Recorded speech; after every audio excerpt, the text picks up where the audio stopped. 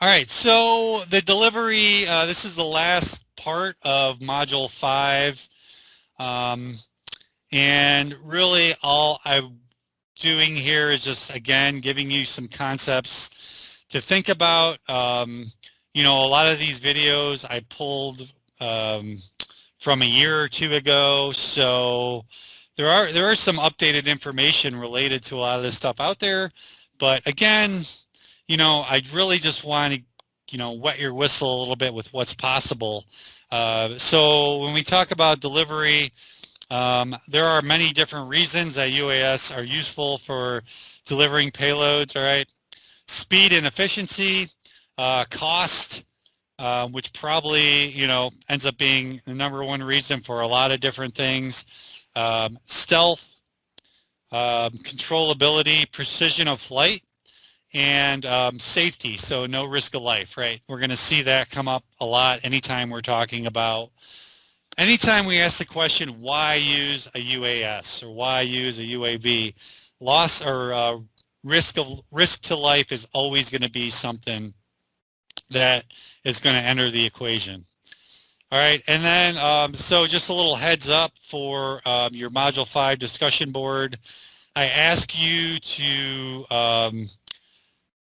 contrast a couple videos here. So the commercial / medical delivery, I ask you to watch this DHL video, minute 41 seconds, and then I ask you to watch a video or two on zipline and make some.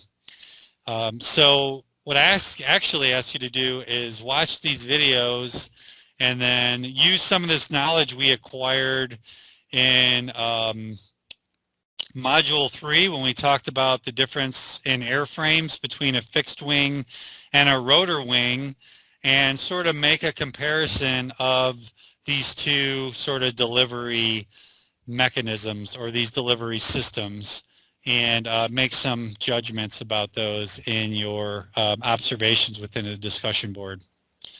All right, so take a look at those videos. The zip line, God, I think this is right where I'm recalling. This is right where we left off on Thursday. So great. So you got a little repetition here. I wish I should have jotted it down. My apologies.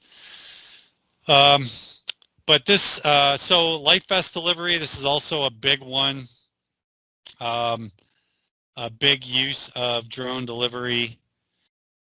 And then here's just a link you can check out. So how would you mount a payload delivery to an M600, a DJI M600, for example? Well, if you're interested in checking out, you can go out and buy one of these for your M600. And I'll tell you what, being able to buy a Matrice 600 for $6,000, it's a lot of money, but what you can do with these aircraft is pretty amazing. Right, then within the agriculture, natural resource field, we have these agricultural sprayers that can deliver to, for agriculture, and this is actually DJI's biggest aircraft, their agricultural sprayer. You can check that out. A lot of other needs that are fulfilled by our delivery systems for UAV. So we have tree planters, and then finally, this big example, this was the example in the introduction, the Ignis, the drone amplified Ignis plastic sphere dispensing payload, which allows our wildland firefighters to actually use fires and backfires to fight wildfires in the field. Pretty amazing story.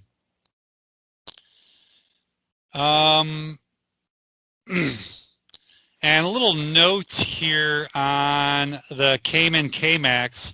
One of your fellow students, Matt Taylor, posted it was a couple sessions ago, but posted a video on the Cayman K-Max, which is an awesome, what is called an optionally piloted helicopter. So the Cayman K-Max is one of the heaviest lift helicopters in the commercial and Department of Defense toolbox for a rotor wing helicopter. And one of the cool things about this aircraft is it is optionally piloted. So they can put an unmanned system into the K-MAX, and it has been tested on wildfires. Both system, well, the manned K-MAX has been used for a long time because it's a heavy lifter and used for water drops on within the wildfire aviation wildfighting assets. But there's also this option of doing optionally piloted lifts because this is mainly because of the idea behind long line activities within steep terrain and difficult terrain is a big threat to life. So if we can effectively use unmanned systems to operate in these really dangerous situations, then there's a lot of political support, which means there's a lot of economic support to fund these types of aircraft. So the Cayman K-MAX, awesome aircraft. Should check out this video if you want to learn more about it.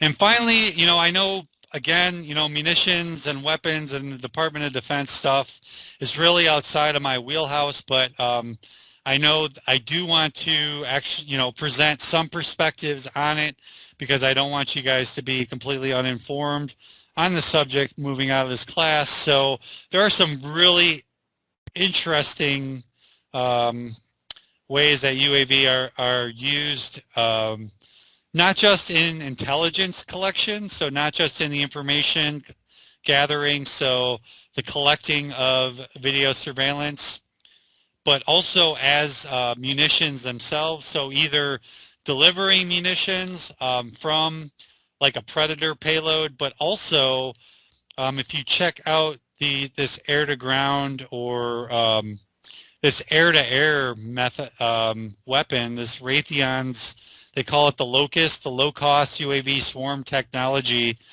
where you have this system that launches a bunch of UAVs with the main payload on that UAV is some sort of tracking system and a munition, so that the UAV's sole purpose is to fly and die. So fly, hit the target, and explode.